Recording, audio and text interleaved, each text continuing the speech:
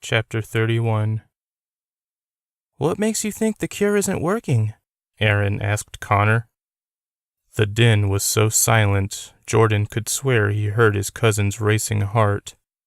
"I'm sorry about what happened to Travis," Connor finally said. "When I first realized I loved him, I couldn't stand being in the same room with him. My heart always skipped a beat. At the same time, I hated being near him because I knew I couldn't be with him. Then he started talking to me, like we were friends. He would say things that made it sound like he was hitting on me, like, 'You left your panties at my place last night,' and 'So when are we getting married?' So I started saying stuff back to him, and then we started hanging out without you guys. Back then, I felt happy and the voices in my head would go away. I've always heard them telling me I should hurt this guy for picking on me, or hurt that guy for yelling at me in front of the whole class. Wouldn't it be great to put them in their place? They would ask me." Jordan and Aaron didn't move or say a word during this speech. They were too frightened of breaking Connor's trance. His head was still down, his eyes closed. It was like he was sleep-talking. "Last night, the voices were too strong, even though I was with Travis. Even though I was happy, it wasn't enough. There were too many voices talking at once. They told me Grandpa was dead, that he'd been murdered. They wouldn't tell me who'd done it, but that if I didn't take out my frustration and pain on someone soon, I would die." "You took it out on Travis?" Aaron guessed. Connor nodded. "I didn't mean to. All I did was look at him, and then he tried to scream, but nothing came out. His eyes were wide, his mouth open. That's how I left him." Jordan remembered the way Connor appeared that morning, his own eyes burning with a dim light. "Is there any way to undo it?" he asked his cousin. "I don't know. If there is, the voices won't let me do it. They want me to hurt more people. That's how I know your cure didn't work, Aaron. They're telling me to do something bad right now." "Do what?" she asked. "What are they telling you to do?" "They're telling me to kill you right now." Don was on top of Monica, kissing her, running his fingers through her hair. He was faintly aware of the sheets falling off his ass, but he ignored them. No amount of cold air on his butt could distract him from this amazing goddess. They rolled over, Dawn on his back. Monica sat upright, arching her back. He covered her breasts with his hands. She looked down and smiled at him. It was devilish and sly. She bent over and kissed his lips. "I love you," he whispered again. "I know." Don relished in the moment. He tried not to think about what the creature had told him in the cavern. He tried even harder not to believe it. "Connor, you don't have to do anything you don't want to," said Aaron. She was poised for flight, her hands on the coffee table, her butt off the couch. She wasn't quite standing yet. "I want this feeling to stop," Connor said. He sounded in so much pain. "It can. We can help you. Nobody has to get hurt." "Someone always gets hurt, no matter what. That's what they told me." "The voices in your head?" Connor didn't answer. "Jordan?" Aaron said, turning to him. "What is—" Connor spun around, his face completely changed to that of a beast. He snarled and leapt over the table, landing on his cousin. Jordan screamed as he fought Connor. The enraged boy was pummeling him with his fists. Aaron grabbed a vase and smashed it against Connor's head. Jordan pushed the boy away. "Run!" he yelled at Aaron. She took off for the kitchen. Connor was right behind her, running on all fours. Jordan jumped to his feet to follow. Aaron fell against the cabinet near the stove as Connor approached. Jordan grabbed a liquor bottle from the bar in the den, stood on the steps, and launched the bottle at his cousin.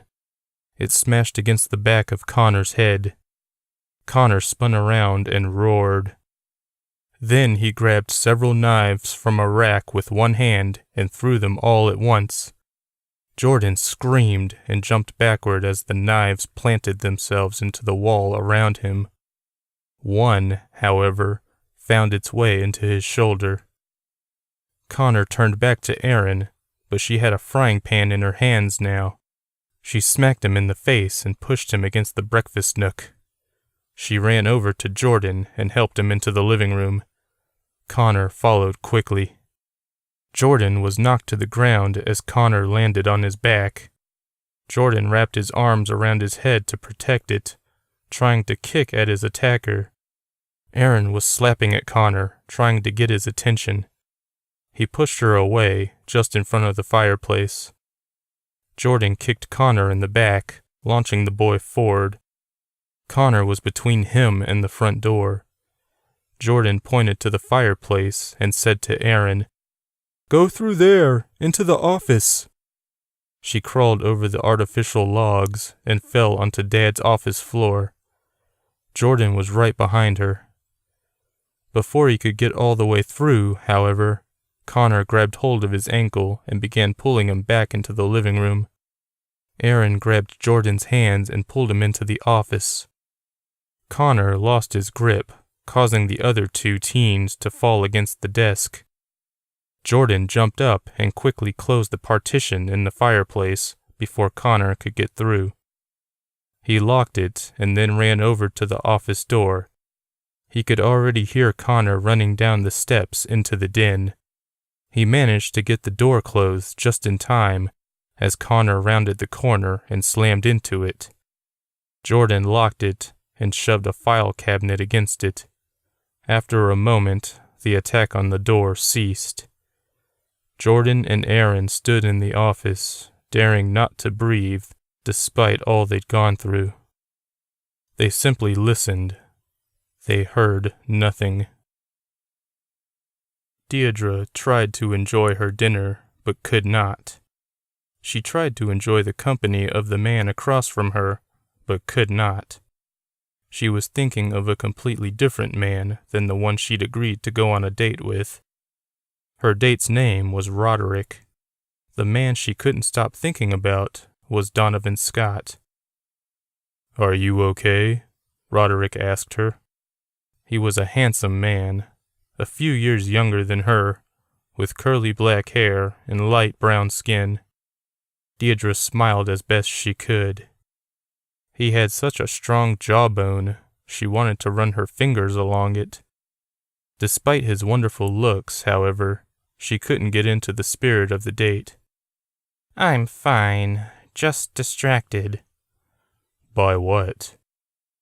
They sat in a nice Italian restaurant in downtown Fort Worth.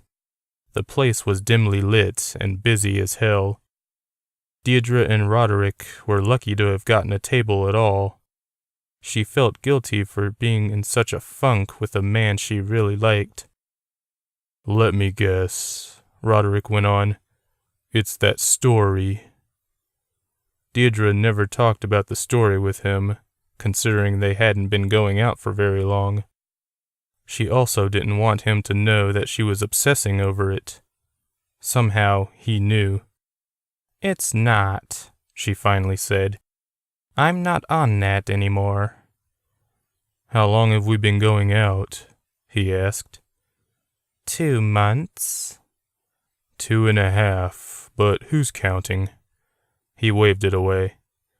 "My point is, you've been letting this run your life." "It's work," she protested. "No, it's obsession. I bet this isn't even an official story." "You nag just like a woman," she joked. Roderick's eyes went wide. "That was a very sexist thing to say." I can't be sexist. I'm a woman.